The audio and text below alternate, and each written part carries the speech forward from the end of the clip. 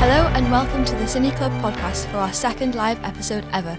I'm first-time host Florence and I'm joined by Rhys and Jake.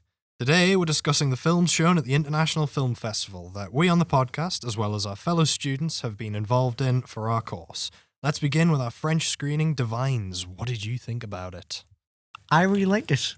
I think Good it's start. a good departure from the typical banlieue film formula of three weirdos who are hanging around a banlieue for a bit, and the La Haine formula, that set the precedent for it. But Divines really adds in some elements of crime fiction and more drama, I suppose, than just them showcasing the banlieue, I suppose. Because the main character, she doesn't even live in the banlieue. She lives in it was a Roma camp, wasn't it? I think that's quite interesting because it's it's separate from the usual depiction of, say, these high-rise, flat buildings. It's really good setting-wise for that. Narratively, I think it is quite fun, quite interesting, very just, thrilling as well. It had some twists and turns. I didn't expect spoilers. The one character to die, which is a very, sad note to end the film on. But overall, I really enjoyed it. What about you? Yeah, totally. I agree. I think I think I like it because it takes quite a lot of bits and pieces from La Haine. La Haine, one of the more iconic bits is they do the taxi driver thing. And I noticed in the opening, there's a bit where one of the characters in Divines is doing the same thing. And I was like, oh, they know what they're doing with this. That must be intentional. Mm-hmm. But I like that. I like the fact that there's that whole opening where it's Snapchat stories and Instagram videos and that whole idea where it paints how close they are, the friendship they have, and that's the kind of that's the thing that the whole film's built on. It's very much focused on them as characters and fairly earnest aims of, we want to get rich, we want to get loaded and have a good time, all of that kind of thing. And I don't know. I thought it was really good. It was really engaging. Like you say, it's good because it's got elements of other banlieue films, but it was way more, there was quite a lot more action than I expected. I think there was quite a lot of moments where it was really, there was quite a lot of drama in it, and it was, the ending was really intense. It was I was not expecting it to go quite that far, but it's just great. It sets up that whole thing of a lot, the whole actions have consequences all throughout almost everything she does. Quite a lot of it, it's setting up this awful sort of, fate that she's ended up with herself stuck in, watching her friend die. I mean, it's terrible, but it's done in a really effective way. Mm-hmm. So, yeah. Yeah. I obviously knew the ending when I suggested the film to be screened, but I did forget how harsh. Dark it was. Yeah, I mean, it's a Wednesday morning. I wasn't expecting that. Yeah. But I think it is just really effective, and I think going back to the Snapchat stories and things at the start, I think it just brings it a bit more down to earth and shows that they are just normal teenagers wanting to get rich. They just unfortunately are living in a different condition that we find ourselves living in. Yeah, totally. Yeah, the whole Snapchat thing really modernized it, I feel. Because other films say La Haine, that is very much a film of the 90s. And Can you tell we've only seen two we've seen another one. We've seen Gang of Girls as well, wasn't it? Or Girlhood, sorry, that's the Girlhood. That's the official name. Yes, that one. And that was modern, but it didn't really have that integration of phones and social media in it as much. Yeah, it was also way more lighthearted. There were kind of teenage delinquents in that film, but they didn't really go a step too far. The worst they did was fight people, I suppose. But yeah, that's what's a good departure about it. I think it combines the two of them. It combines the modernization of Girlhood and the tension and the violence of La Haine, the realism of it. Yeah. Makes it really good. I really like the style of it as well. Visually, some of the shots looked like something out of a sci-fi film, especially when they're moving around through this. It's really hard to get a good picture of where they live in this film, because a lot of it is all murky and it's all this concrete grimness. A lot of it, especially in the first scenes where they're sneaking through the supermarket, go out the back entrance, and then they go to the dance hall, It all feels like they're kind of like sneaking around like in alleyways, like vents, grates. Like it feels like they're like outside of normal society, which I really, really love. And it just it adds some like weird element of like sci-fi-ish like scenes. It feels like the streets of Blade Runner. Which I wasn't expecting at all. I wasn't expecting to be like that blown away by it. I love the montage scene as well. It's a pretty like classic montage, you know. She's like hitting a punching bag. She's like gearing up, getting money. Like Rocky. Yeah, it's a really montage, Rocky-esque thing. Yeah, and like that adds such like it lets you know where you are in the film as well. That bit, because you do not expect at that point for it to like end up where it is. Like if you showed someone the start of the film and the end of the film, you would really wonder how they got there. Yeah, and because the tone changes like completely in that last like in the third act. Especially when she goes to that guy's house. That bit was quite sinister, I thought. Mm-hmm. It was by far the emotional height of the film up until that point, and the tense height. This is the first time you really felt she was in real danger since the drug deal gone wrong at the start. And it just completed quite well. Like it set the tone for the rest of the third act since. Yeah. And that was one of my favorite moments where she finds the money and she's like crying, lying in the bath, like swimming in money. Like, I mean, it's such a like sort of cliche thing, but like the way they shoot it, like it's really effective. And it's just a great moment to highlight that it's all in the name of just getting rich and like, you know, that kind of thing.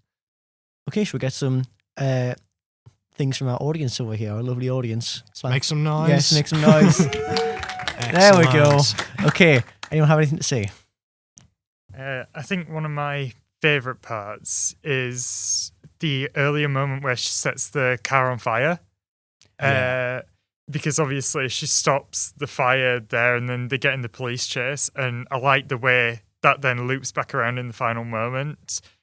Without spoiling too much, that's kind of the reason everything goes wrong right at the end. Yeah. It's something I didn't notice instantly, but then when I sort of thought about it, it really adds, and I think that's probably the biggest consequence, like more so than stealing the money or anything like that.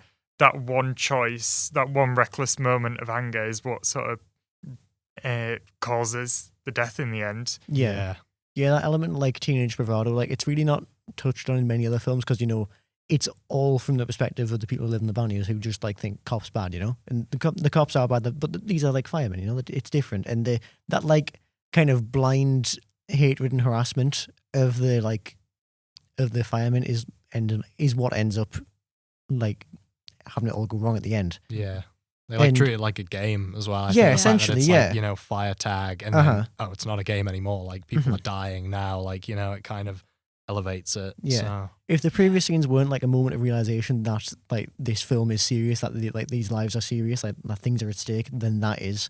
Yeah. And it's a very powerful moment in the film because it's a plot, like it's a wedge in the plot that you don't expect to come out of, like to come back. Like normally, as I say, it would just be ignored. The cops are just like bad, the firemen are bad, whatever, you know. Like, but that's the thing that happens about, you know, half an hour earlier in the film. It's not really something that you think's going to be touched on again. Yeah. But when it is, it's like, oh, yeah. I think it's the same crew as well, isn't it?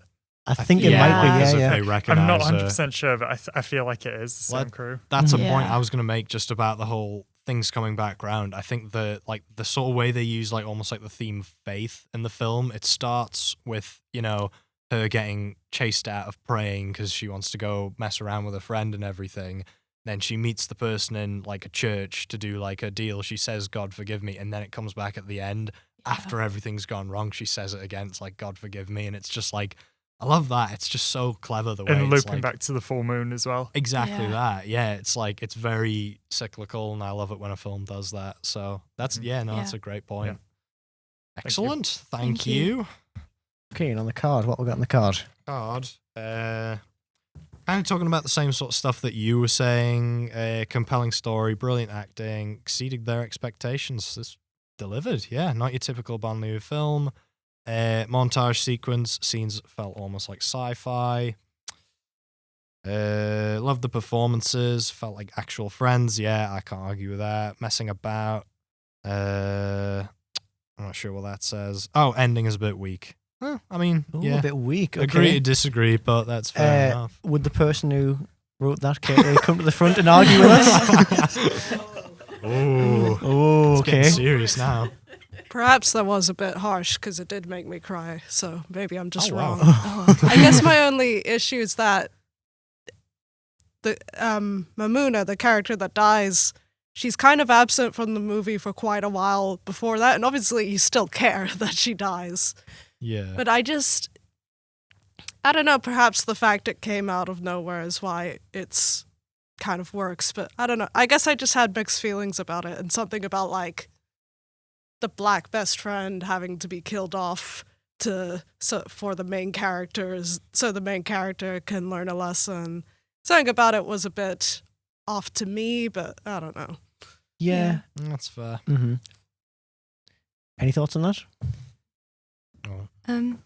I guess it's kind of I guess obviously it is just teaching the friend a lesson, but I think she could have definitely had more presence a little bit throughout the film, definitely in the start, because it's not as clear. I think these characters should have been a little bit more equal in that sense, and then it would have had a bigger impact on the audience. Because she doesn't have loads of agency. Like it's quite obvious that she can tell something's going wrong, but she doesn't like step in to like stop her massively. As far as I could remember, she's just kind of like she's always just there in the background. Yeah, exactly. She's there in the background, and she along. just gets removed eventually until she's like being threatened and stuff. So that's a good point. Yeah, it was very much the main girl's film.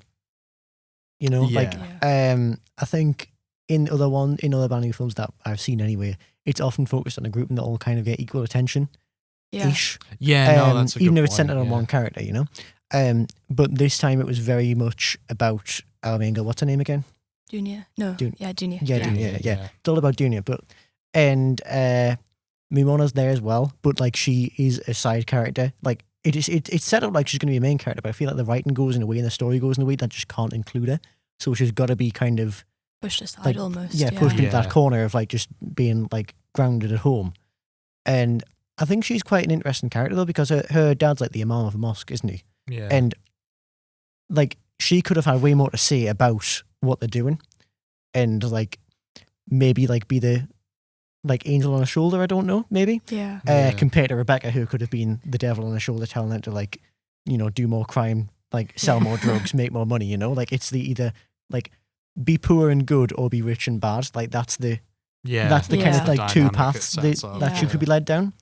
Something I haven't talked about as well is the male character in the film. I can't remember his name because it was very confusing in the subtitles. A lot of is it Samir or is he someone? No, else? not Samir, the dancer.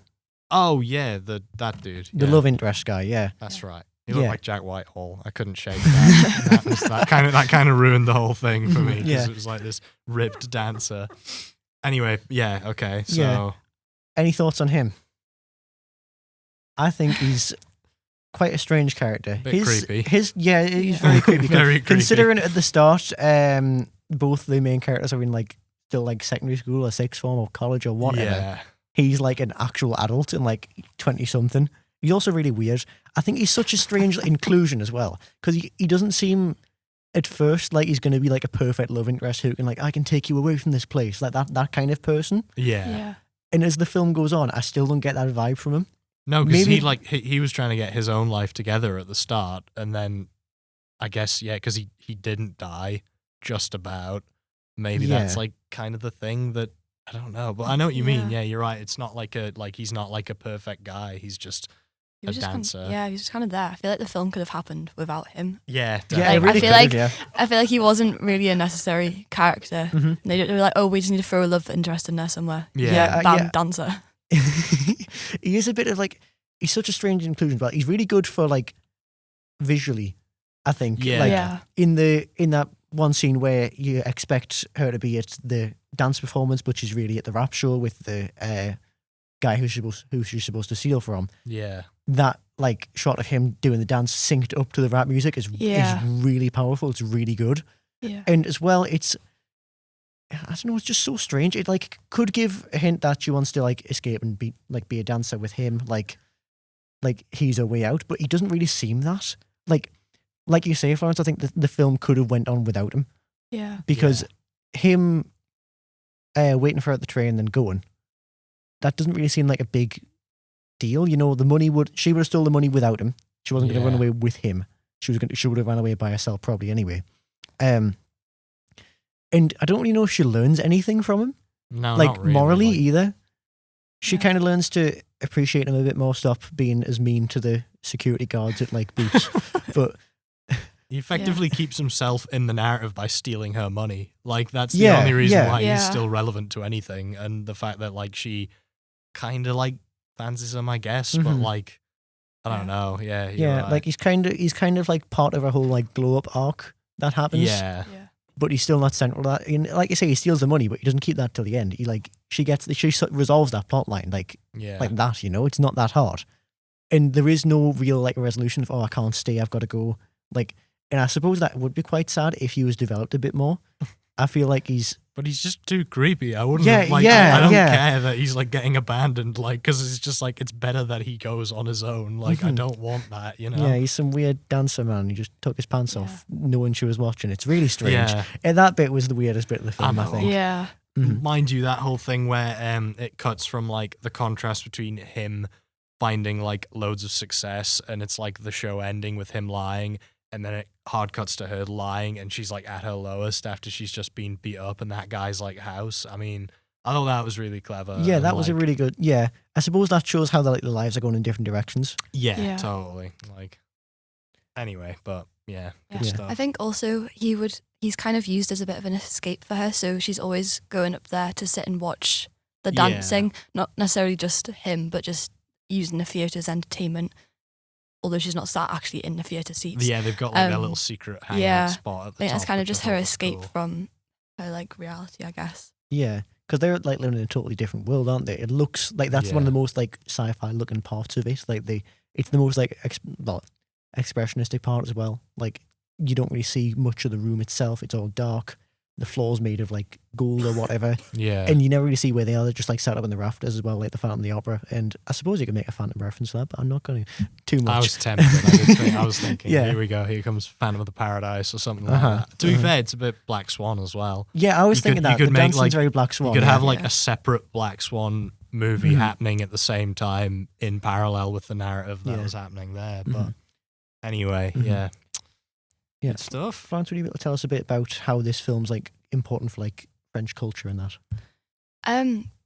Well, obviously it's kind of set around the banlieues, and even though it is a modern day film, it kind of does have like references obviously to Le Haine and a lot of films kind of around like all the riots that have happened in France, and I think a lot of that is still ongoing, and so having a modern day film does still reflect that culture and how they're still struggling to have just, I guess, a normal civilized society. Yeah. Like as long as the banlieues are going to exist and all the problems are going to exist there, the French are going to keep making films about it. Yeah. Like you say, the civil unrest is always happening in France. Like, it's a country that's known for its revolutions and its like strong like spirit of the people. And I think this is like it's a really good evolution of that. That it's like began to be expressed in art, not just like a protest and politics.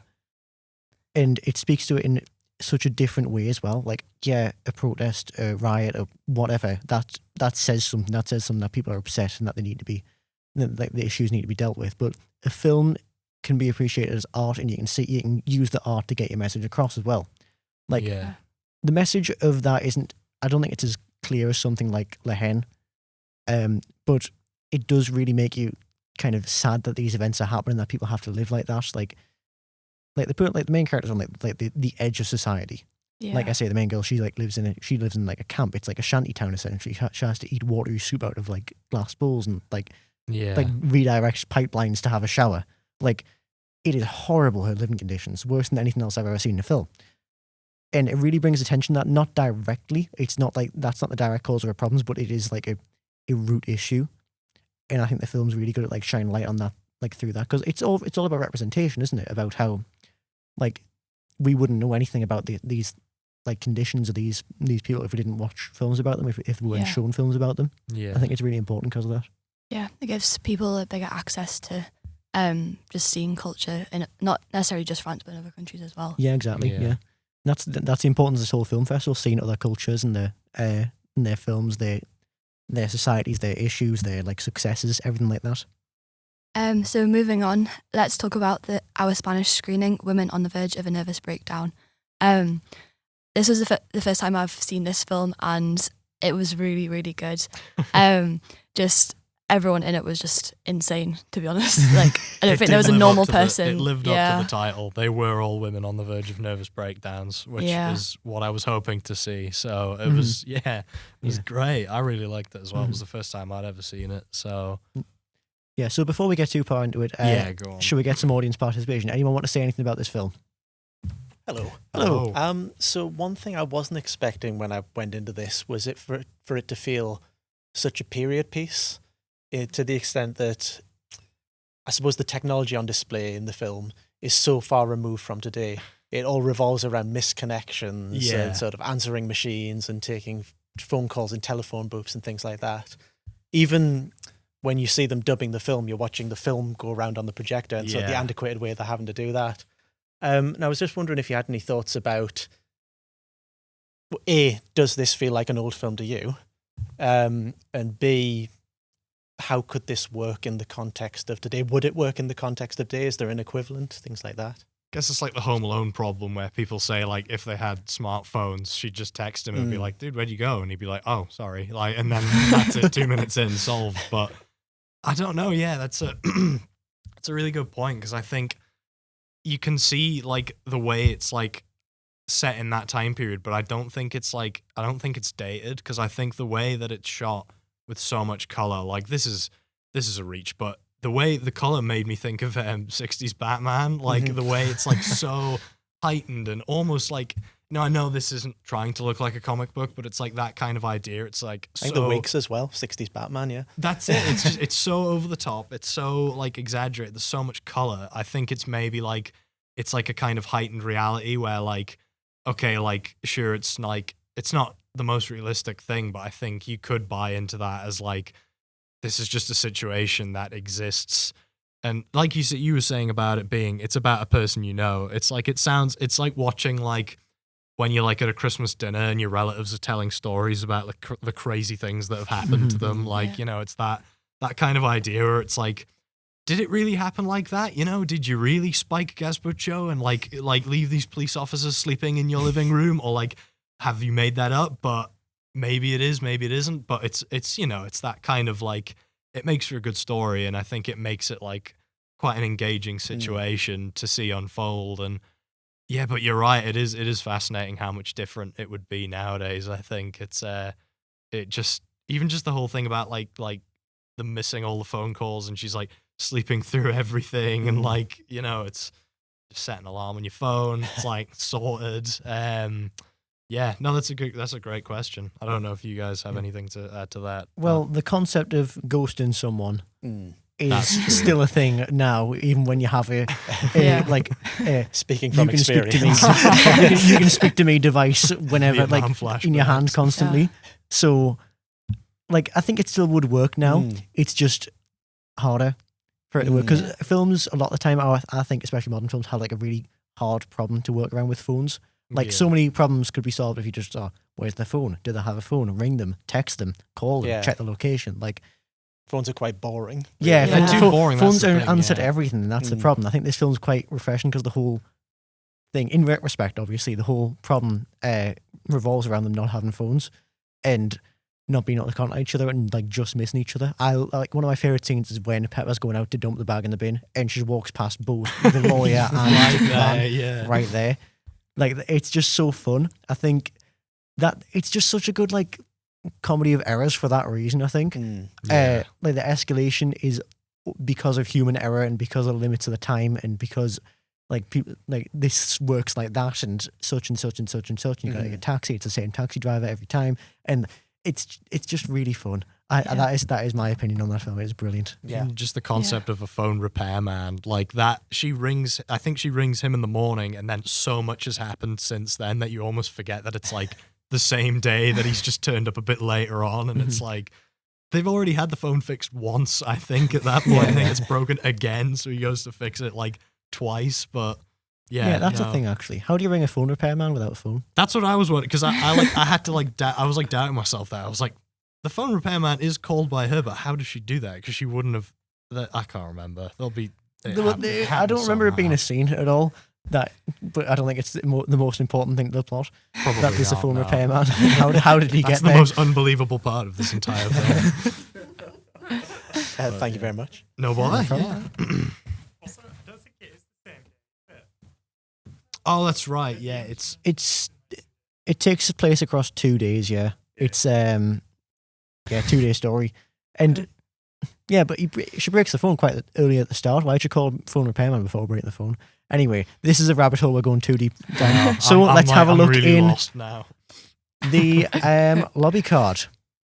So we have one person that says, "Fun, love the outfits." Yes, Yeah. that is one of Yeah. the main things I love about this film. The outfits, the colors, that work so well. Like Pepper changes outfits like 3-4 times in this film, and each one of them works really well. I love the blue one she wears when she goes to see the lawyer. Each one's got its meaning to it as well. I think red is a very important color in this film as well. A lot of them wear red at some point, and the phones, which are the main cause of stress, are entirely red. And Yeah. Like the bat phone. like the bat phone. Yeah. Enormous. Gonna get El Batman out here. And I think it's quite interesting to analyze. Well, it would be quite good to look at.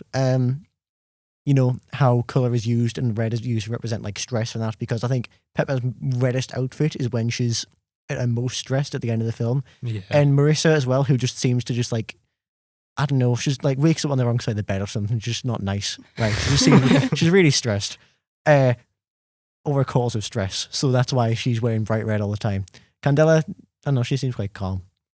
Relatively. I know she did try and throw herself off the roof, but that's like the peak of her. I would have said she was the least calm out of all of them. She's the closest to the nervous breakdown, I think. On a scale of like woman to nervous breakdown, she's closer on the to the Breakdown. end of breakdown, on that spectrum. Okay, and our second comment says, "Great time. Worried I missed a lot of subtext since I don't speak Spanish." See, that's something I've noticed with both these films in the translations of them, the English translations. They make them really, really like British, like dialogue wise. They're calling people like wankers and that. Which, It's true, actually. I didn't even think of that. you don't notice, do you? Like you expect it to be quite clunky and literal in the translations, but I think this did it quite well. I think Divines as well was really good at it because that is such a modern film, and that had to really incorporate like modern like dialogue and like slang into it quite well. But it all runs so smoothly. It's not like some bad like subtitles you'd see where like the character opens their mouth once and then the subtitles light up like a Christmas tree. Like, like they're quite well timed. They're quite well done. But subtext wise, I don't really know. I think, like I say, they've done a like very good job at localizing it. Because if you get like subtitles literally translated, then you're probably going to miss something because it's not being localized. It's like it's subtitles for people who speak Spanish, like who would know what they're on about. Whereas if you start like, if you say wanker and like like you start using like British slang, then it works well for this audience. I think it's a really good like element of localization. Yeah, because we get the idea of what they're trying to say. Yeah, exactly. Even if they got to say 3 words, what we've got to say in one, like it makes sense. It's the same message that gets put across. Anyone else? Go ahead. Yeah, so this was like my first Spanish film in a while, and I didn't realize I was coming into a comedy. I don't know. Did you find it? Because a lot of things were happening culturally that we would think would be odd in our space. Did you find it kind of like that for you when you were watching? Because some of the scenes wherein she's like reacting with her, pretty much her lover's son, and they just met for the first time. Yeah. And that just kind of kept happening throughout. Mm-hmm. Yeah, I think it's. Any thoughts on that? Any time to process and think? I don't know. I guess when you're saying like culturally, just maybe it's not even so much like a Spanish culture thing, but the way that conversation they had, like in the back of the taxi, stood out to me. Where they're like, it's like, oh, that's just what men are like. Yeah, we'll never understand them. And like, I'm just used to seeing like, in general films and like sort of societal rhetoric, it's that kind of idea of like, oh, never understand women. Like it makes no sense. So it's kind of like that. It was quite funny to see that flipped around, like that different perspective. And it's like, actually, it's both sides are just as confused as each other. Yeah. But like, yeah. Can confirm as a woman. That is how we think. Yeah. Yeah, glad to know that both sides are going through the exact same thing. Exactly. They just think that they're the only ones experiencing it. Yeah. I think that's quite a good segue into the more cultural like studies side of this, and how it's like a really good glimpse into Spanish culture. Like, because as I was saying in the little intro, Franco's regime would have been pretty like strict on what a man was, what a woman was, what they had to be, what the ideals they had to stand to were. And I think Ivan is like a really good representation of that. He's what like, well, in my reading that I've done for the film, he's like what's called like a Don Juan. So a like very like chauvinistic man who will just go around sleeping with every woman he can and like charming them. And he's not really like looked down upon it ever at all for it. Like that scene in the very beginning, Ivan's walking down this. It's like a dream sequence, or like in a like a black and white film. Ivan's walking down the road. He's saying the right thing to charm all these women. He speaks to a Japanese lady, an African lady, yeah, I didn't a even think like of it Spanish like woman, that. an American woman. He says the right thing to them all the time. They all understand. They all like look at him like they want to just like take him in their arms, like marry him, right? But then he gets to the very, very end, and he says, "I can't live without you." And then she goes, "So what?" I was like, "That's nice." Like, and that signals the like, to me anyway, that signals at the end of like the Franco era of men being able to like just do whatever they want, leave women like. With just- no Yeah. consequence. Yeah, exactly, yeah. Because this new modern woman like is self-reliant. She doesn't need to be with a man like Ivan all her life. And Peppa is the representation of that, because she, at the end of the film, she could have easily got back with Ivan. He would like swept her up in a heartbeat. Yeah. But she says, no, you're bad for me. I'm done with you. Unlike Luisa, the wife. Take Because me back to the clinic. her whole thing is that she's trapped in the 60s, and makeup, her style is Yeah. all very like anachronistic in 60s, which obviously was Franco's era. And she's stuck in that like view of needing a man to support her, needing someone to like lead her and provide for her. And that obviously feeds Ivan's ego, feeds his like whole way of life. Same with the feminist lawyer as well. I think that's one of the most interesting points in the film, how the feminist lawyer, now supposedly like, you know, independent woman, Yeah. is the one who ends up with Ivan at the end. I don't know if And they that's like paint her as like the bad guy as Yeah, yeah, well. yeah. So like, I don't know if they're trying to paint her as like people who are in it for the money and not for the genuine reasons of feminism aren't to be trusted or whatever. But it's a really interesting point. Another thing about that as well is Carlos, Ivan's son, is representative of like the new Spanish man. He's better than Ivan, I think, a little bit. a tiny bit. I mean, yeah. I don't Yeah. know. He kind of like, he like notices that is she his fiance at that point? Yeah. Mhm. Okay, his fiance is like passed out for a couple of days, and he's like already moved on to someone else. It's like, Yeah, it's pretty brutal. he's quite young, and Peppa is trying to steer him in the right direction, but he takes after his dad, like Luisa says, like he's still being the like Don Juan, the chauvinistic like womanizer, Yeah. and Peppa's the only one trying to course correct him on that. And I think that's quite a good statement about how like men and women are working in like the new Spain, how they are now even, they can't do these things, they must look out for each other, work like, because you know, when a regime collapses, like the whole culture is like reset to square one, and they really have to like help each other through that in Yeah. this film. They Yeah. would like find their feet in terms of feminism, solidarity, what it is to be what it is to be a man, to be a woman. And that's one of my favorite parts about the film, like studies wise. The rest of it, it's just hilarious and fun. That's the Yeah. other reasons I like it.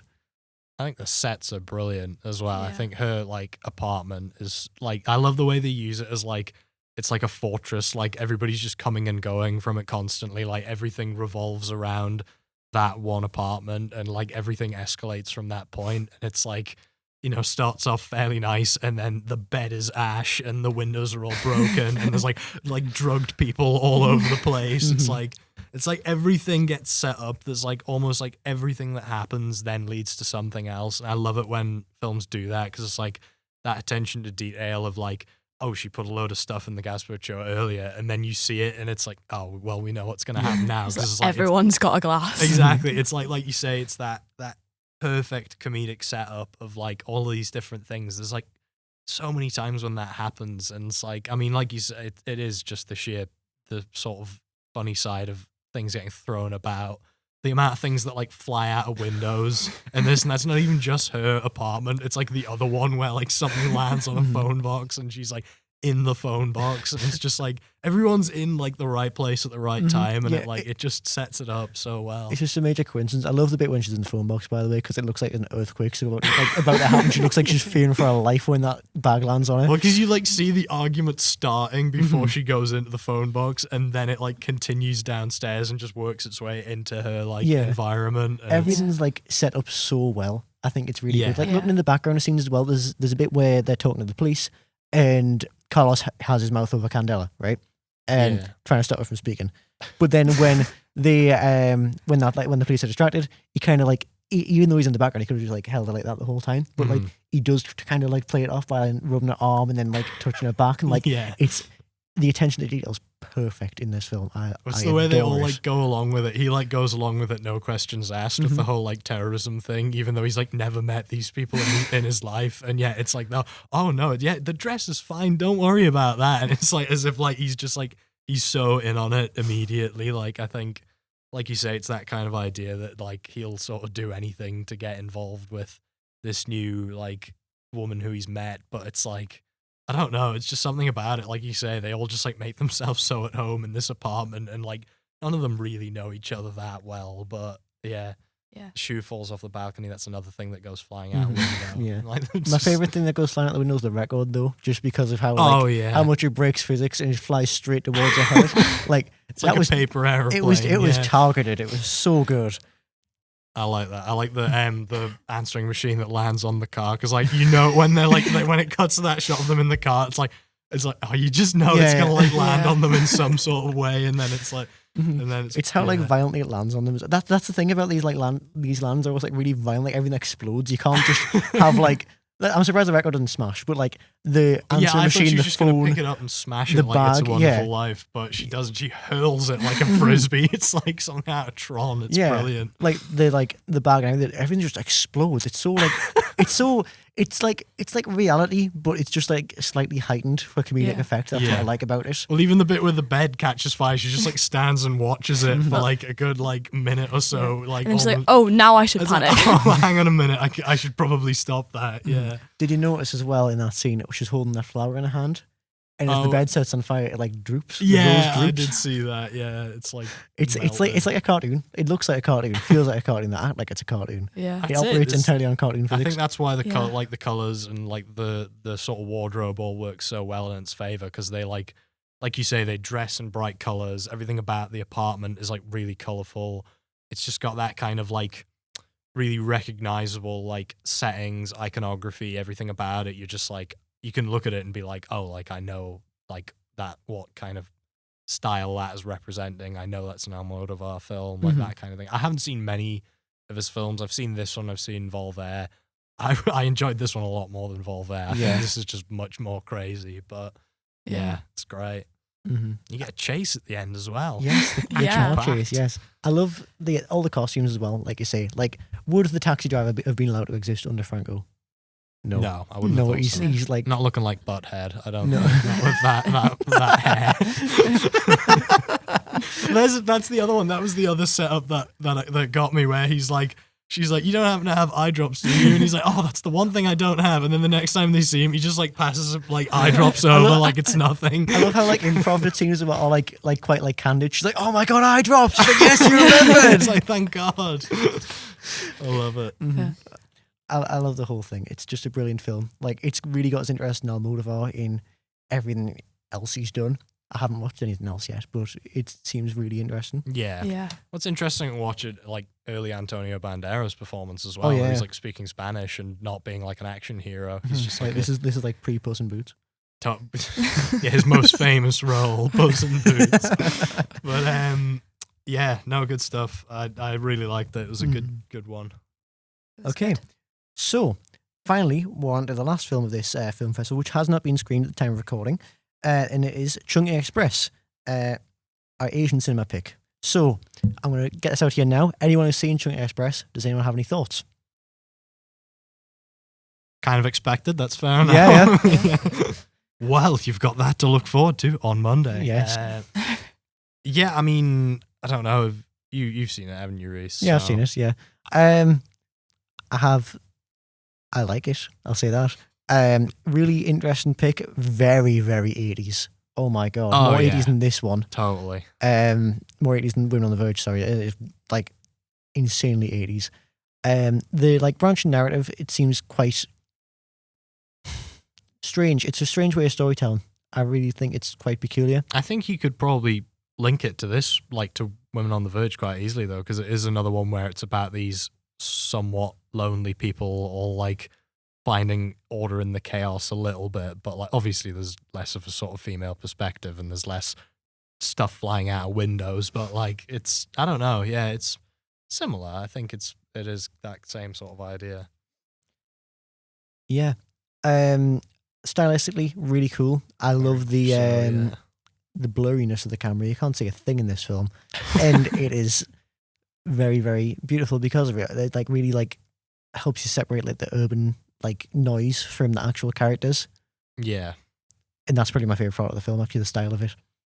Yeah, I can't argue with that. I think that's fair. I think you can see like the style of the way it does the narrative. You can see, I mean, Tarantino's gone on record saying he loves this film, and you can definitely see how he's taken from it, because that whole idea of like chapters slightly interweaving with each other and crossing over and then it all coming together to make like, I mean, it doesn't do it quite so much in this film. Like, it's not like Pulp Fiction where it like ends how it starts, but like, you know, it's like it's one thing leads to another. You're following one character, then they have the whole thing, and then that leads to the other character who you sort of saw briefly in the first story, and then it, you know, it links. And but like you say, it's like you know, it's that idea of they're separate chapters, but it's all in the same place. They're linked by like the theme of like loneliness and love, and in the location of, you know, this hustle and bustle of Hong Kong city life and that kind of thing. So I love the main character as well. I think he's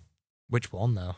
the detective guy. The detective guy. Him in okay, his really yeah. cool trench coat and his revolver. I thought he was like just Oh, sick. he's great. He- yeah, that's He was the strongest leader of the characters, I think, because Yeah. he was the most classic. He was the most comfortable to me as like a viewer. Like, I knew where I was with this guy. He's a noir detective in an 80s film yeah. where he's like, he's got a troubled past and he's got a like divorced wife or whatever. Failing relationship. Yeah. Well, it's that whole thing where it's like his relationship depends on the dates of his cans of peaches.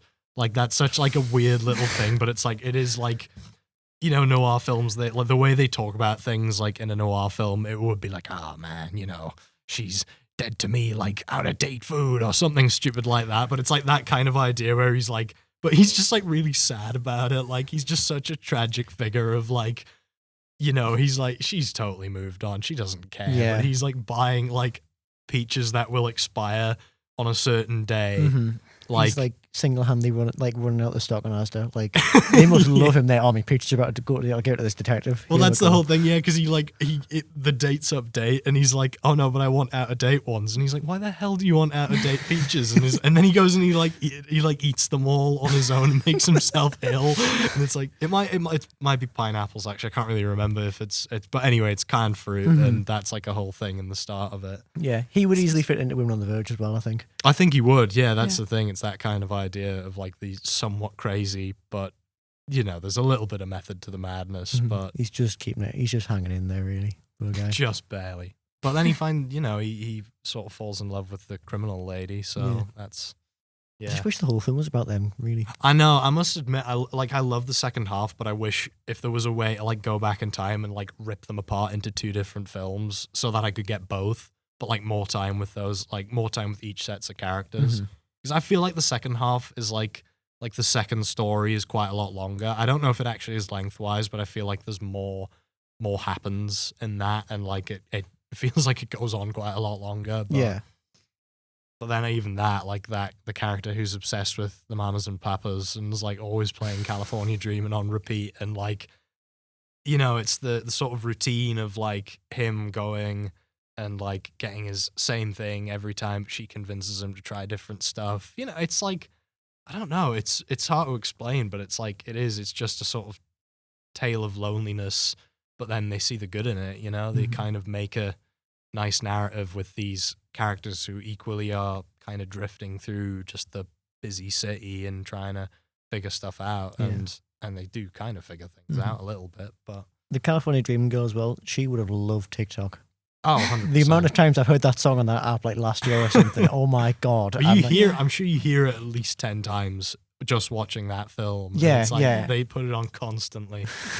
I mean, I don't mind the songs. It's not the end of the world, but like, Yeah. and then they start doing the same, but they switch it to the Cranberries, and it's like a it's like a Chinese dubbed version of Dreams. by the I really Cranberries. like that bit. That was it's such a that's the thing I took away from that film most. I think the like Chinese The cranberries. way it uses the music, I think, is really good because it hammers those songs into your head to the point where, like, now when I hear them, I think of that film and like the image, like the sort of image of her dancing around and like cleaning his apartment without him knowing that she's there, and like that whole concept. I don't know. They're like really quirky characters. She's great because she's just like kind of wants to get to know him better, but instead of just talking to him or like meeting up with him, her idea is just breaking into his house and cleaning it and stealing his things, but she like keeps him in order because that's what I mean. It's like he's like all out of order because he's got no purpose, and like, you know, his house isn't anywhere near as tidy, but then she starts fixing it, and then he's like, wow, it's amazing, like my life's in order now, like how's this happened? And like, no, she's sort of helping him, fixing him without him even realizing it. It's, I don't know, it's cool. Probably a much, much deeper reading that you could give that if I was, you know, smart enough and had thought about this in advance. Yeah. But there you go. Speaking of thinking in advance, Go on. what does this tell us about Asian cinema, this film? What can we learn? Ooh, well, I mean, like I say, there's you've got that kind of idea of, as I was saying, about like being lost in this like really busy place. There's so many people, and like, I mean, yeah, I have to hold my hands up and admit this wasn't my pick, so my context is much more skewed to the Bruce Lee direction.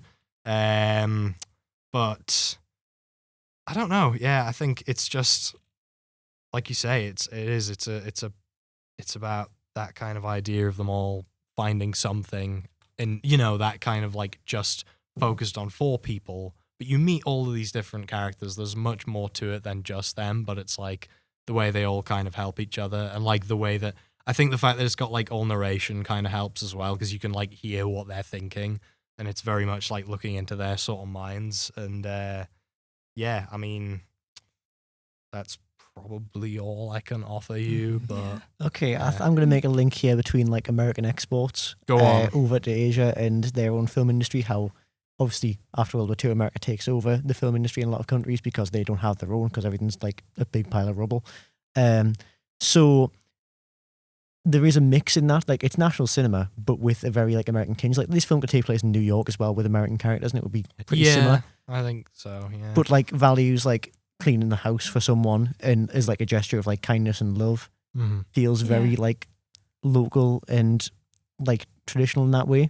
So it's a really good mix of the two like cultures, I think. Which is just like I think that's a very good representation of Asian cinema in general. Like how well it mixes like American tradition and their own tradition into like one that's enjoyable by all, because everyone has some relatability, and everyone lives in the city. Everyone who's lived in a city has seen everything go blurry before when they go in a massive crowd and they just can't get out. Like, and just like knowing the person you look at, like sandwich shop or whatever, like it's such a relatable experience, I feel, at its core. Even if you're not a detective or a criminal or whatever, you like it has that like core relatability about it, which I think is like speaks to a lot of like international cinema in general, why we can enjoy films like these three. Because at its core, it's about people. Yeah, it just makes it more relatable kind of around the world. It shows that everyone is just human, everyone's the same in that sense. No matter like what style we choose to show it in, and like however we choose to put it, whatever's just happened in the country, like Banlieues, Franco, whatever. Like it's just nice note to end that on. Yeah, no, that's fair. Everybody's blared their favourite song to the annoyance of everyone else in their presence. Like you say, there is just so many aspects that you could say is like, it's, you know, it's quite universal. It's more universal than more of the stuff I was studying, where it's like, you know, disagreement, beat the crap out of them. I mean, I love that as well, but like, it is. It's great. It's a very human sort of story. Like you say, good note to end that on. I like that. I think that's all the international cinema we've got time for today. Make sure to check out our Instagram, TikTok, and Facebook pages for more Cine Club podcast content and updates. And as always, this episode was recorded and produced by us, the Sunderland University students, as well as being engineered and edited by Emily Main. Yay! A long list of thanks goes out to Steve Cannon, Barbara Sadler, Richard Berry, and all of our fellow students for their work on the film festival. And a reminder that our festival hosts this week have consisted of me, Rhys, Me, Jake. And me, Florence. This has been a Cine Club production for The Spark. Thanks for listening.